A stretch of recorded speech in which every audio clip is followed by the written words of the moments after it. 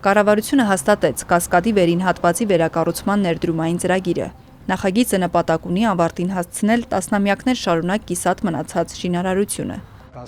Երևանի քաղաքապետ Տիգրան Ավինյանի խոսքով Կասկադը վերջապես կունենա ամբողջական եւ ավարտուն տեսք։ Ծրագիրը նախատեսում է 1000 տեղանոց համերգասրահ, ժամանակակից արվեստի թանգարան եւ կանաչապատված հանրային տարածքներ։ Կստեղծվի շուրջ 30,000 քառակուսի մետր նոր մշակութային եւ ժամանցային հանգույց։ Նախագիծը կիրականացնի GTB Development ընկերությունը մոտ 20 միլիարդ դրամ ներդրմամբ։ Կառուցապատողը նաև կվճարի 10 միլիարդ 500 միլիոն դրամ հողի կադաստրային արժեքի չափով։ Ընդհանուր ֆինանսական արդյունքը Երևանի համար կկազմի շուրջ 30 միլիարդ 700 միլիոն դրամ։ Ավինյանի խոսքով սա տասնամյակների չլուծված հարցի ավարտն է, որը սկսվել էր դեռ 2007-ին։